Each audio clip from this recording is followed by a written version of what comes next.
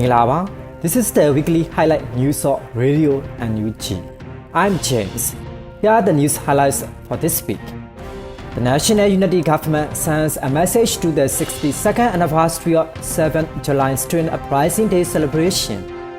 Australian Senator Dean Smith attends a public meeting with Union Minister for the Ministry of Foreign Affairs of the National Unity Government, m.CDMMyanmar, in Perth, Australia. 308 people were killed as a result of airstrikes by a nationwide terrorist military council, including 69 children under the age of 18 and other interesting news. These are the weekly news details. The National Unity Government sent a message commemorating the 62nd anniversary of 7th July Student Uprising Day. In this message, the NUG government offered gratitude to the young students who have sacrificed their life. On 2nd of March 1962, the leader of the terrorist military dictator, General Ne Win, used weapons to overthrow the people's elected government, repeat the University Act, and oppress students as well as bomb and destroy the student union building in the Yangon University campus. Military leaders of the ages attempted to diminish the influence of the young students who have always rallied for the freedom, equality, justice, and rightness, and bravery opposed ruling and oppressing that only the union building can be demolished. No one can destroy the spirit of the union in young students, as Sayaji, the King God of Mind, stated, and the union spirit of the young student is still alive in history.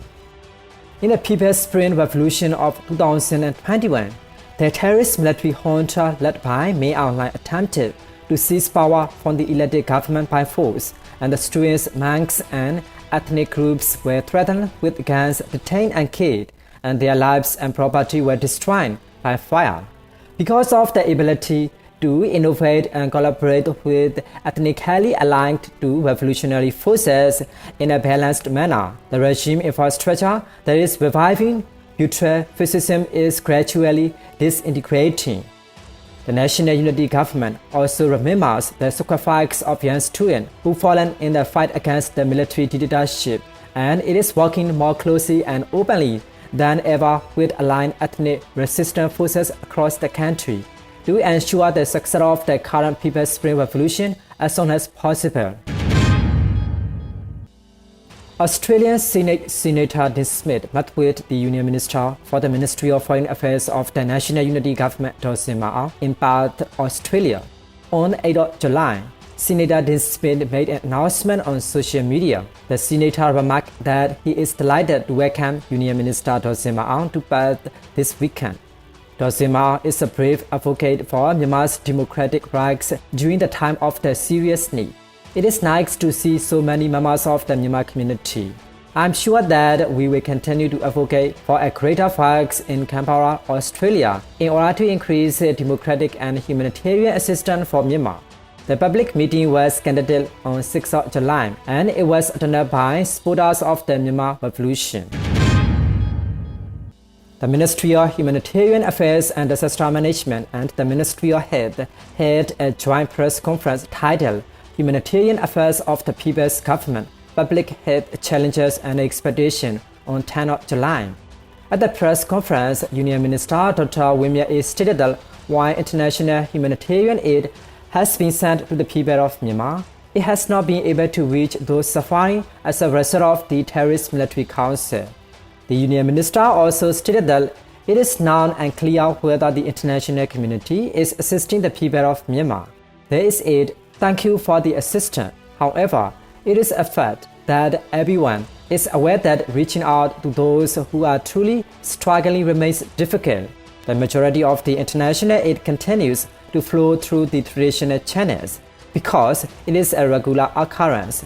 The Military Council connects the United Nations linked organizations.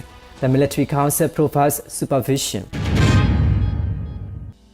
The Union Minister for the Ministry of Health of NUG, Dr. Zowiso, attended a joint press conference under the title of the Humanitarian Affairs of the People's Government, Public Health Challenges and Expectations, organized by the Ministry of Humanitarian Affairs and Disaster Management and the Ministry of Health on 10th of July.